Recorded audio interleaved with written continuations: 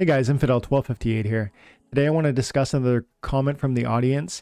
This is a question, or rather a critical comment around this game, Splinterlands, will die unless we have KYC implemented so that we can stop bot farms. In fact, he feels the game seems to already be dead in his opinion, but this could save it.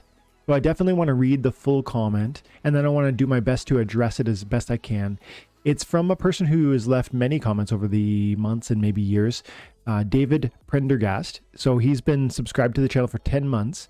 And he says in here, I know he feels I might be irritated with his negative comments. So I just want to say first and foremost, not at all. Prendergast, dude, you've been supporting the channel for 10 months. You've been giving great ideas and content like this.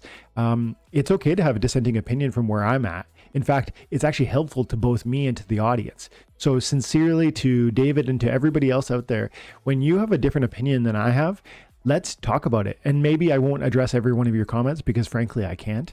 But if there is an opportunity where we can reach some sort of meaningful, I feel there's something meaningful to be added to a response to what you're raising or vice versa, I think we potentially both stand to gain from that interaction, not to mention the community that reads those comments or that enjoys these videos. So thank you, David. And no, I'm not annoyed or irritated. Let's read it. He says he's responding, first of all, to my video around the 6 necessary steps in 2023 for Splinterlands. And he goes, I've seen these problems coming for much of the past year, and I've seen dozens of quote unquote solutions attempted by the team. They've only made it worse. And I care about what is a great game, and I care about my investment. You need to have a serious think about this. Do you honestly believe the experiment in decentralized gaming, in which anons, which it means anonymous accounts, can make thousands of accounts and can have a surviving functioning economy without KYC limiting the number of accounts? So he's saying we need KYC or bot farms are going to ruin the game. And maybe, in fact, that they already have ruined the game. He goes, the game is dead until the one and only solution is implemented, KYC. Lots of well-intentioned solutions here, which won't work unless KYC is implemented. And one person is preventing from running thousands of accounts with bots. Nothing is going to work, Dwayne. Nothing unless multi-accounting is prevented. Nothing. So, very firm in his opinion. He feels literally there is no option except that. Otherwise, the game is dead. But if we did this, it feels as though from his comment, because he has investment here and from the tone of it, I believe he thinks that this would be a silver bullet that would resolve the issues that he understands within the game, and that it would bring it to, I guess, a new life, a new opportunity, possibly new highs. He didn't specifically say that, but there's an optimism underlying this solution. So first and foremost, I don't want to rehash the KYC argument around the team is specifically against it. It's their game. They're not going to do it. So it kind of doesn't matter if this is how we want it exactly. They want decentralized governance. They want anonymity. They want opportunity for people to run multiple accounts if that's what they want. Say what you want about it. It's just what they want.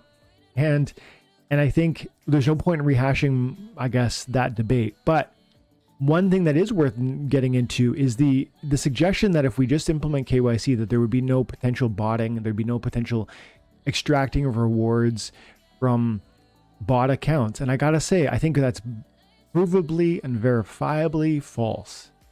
I think it's just 100% wrong. Because I think the main point you're making is that if every account was KYC'd, you would see an immediate drying up of bots accessing this economy to extract value. And I think I can show you that you're wrong. First of all, I think there are lots of ways to mess with KYC. You can use, heck, you could use stolen names. You can use identity theft, which, dude, happens way more than most people imagine. And it's part of the reason why I take online security safety. And it's part of the reason why some people use, VPNs, so you can like obfuscate some of your, your own searches or where you're coming from or your IP or whatever. Man,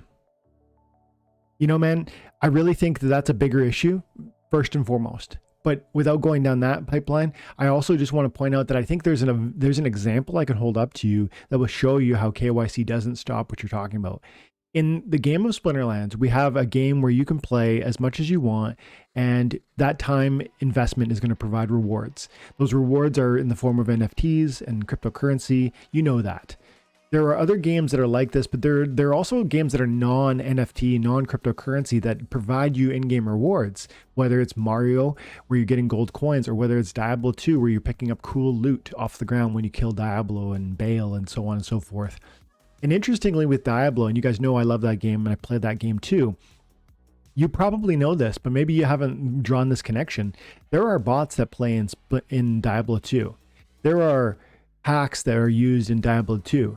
You can use things like map hacks, and you can use things like, you know, there's duping at times, and even there's a phrase for this. There's RMT trading in games like Diablo or World of Warcraft, etc. RMT means real money trading.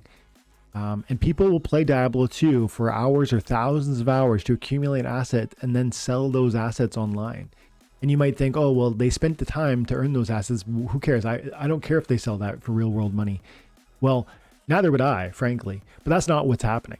What's really happening is that people who run bots and scripts and map packs and whatnot are able to extract massive in-game rewards that are worth nothing in real world. They get swords and armors and runes and rune sets, set items and armors and charms and jewelry. They'll even level you. This is, I think, evidence that you're wrong, because Diablo is KYC. You need to buy an account. It's, you know, 20, 30, 50, 60 bucks to buy an account. You log in with an email. You have to sign up for your Blizzard account in order to even play. That's all KYC. And yet you have bots and hackers accessing that game to extract value. They're not even real world value, but then they bring it to a market like D2RR, and you think, oh, this is just a niche site where they're selling runes for money. No, dude, if you don't know, like this is like a substantial economy. And Diablo 3 tried to incorporate this sort of economy into the game where players could then trade it, but then for some reason they killed it. I don't know why. But the point is, assets in a game that are earned through time and attention have value. The question is, does the game give you an opportunity to sell it for your own benefit or not? And Diablo doesn't give you that direct access, but yet people make that direct access for themselves, creating websites like this so that they can sell you in-game assets for dollars, American dollars. And these are wildly successful. If they weren't, you wouldn't see so many of these. Look at this. AOEAH. I don't even know what that means. D2 Stock, RPG Stash, Yes Gamers, G2G, etc. Itemnow.com. These are all websites where you can go and buy gear from a game that is definitely earned by bots, 100%. And if not earned by bots, it's earned by hackers who are using things like MapHack. And I'm sure in some situations it's duped materials too. I've heard in Diablo 2 D2R, there was a duping concern a couple months ago. I don't know if that's resolved or not. But man, this is evidence, David, that you're wrong about how KYC would resolve the issues in Splinterlands. Because KYC is necessary for Diablo. And yet, people will access that game with bots in order to extract trivial rewards for the time and attention that a bot can put in so that they can then monetize that for their own benefit. And you would say, well, they shouldn't be allowed to do that either. Okay, but how are you going to stop that, right? Like KYC doesn't stop it. Whether it's identity theft, whether it's, I don't even know what they even do, man. But like they have ways to do it in a game where the rewards are not even financialized, and yet you can make them financialized by running a website. So you think bringing KYC to Splinterlands is going to just simply be a silver bullet? I firmly disagree. And David, 100%, I encourage you to drop more comments. I'm glad you disagree with me. I just don't see eye to eye on this one issue with you. I think KYC is potentially something that we want to introduce. So I hope you hear me there. Maybe you already turned off the video, but if you're watching till now, drop me a comment, because I do agree KYC could be something that Splinterlands could bring and benefit from. I just don't see it as a silver bullet in the same way that I hear you describing in your comment. But definitely, I appreciate the comment, and I'm not irritated by you saying that.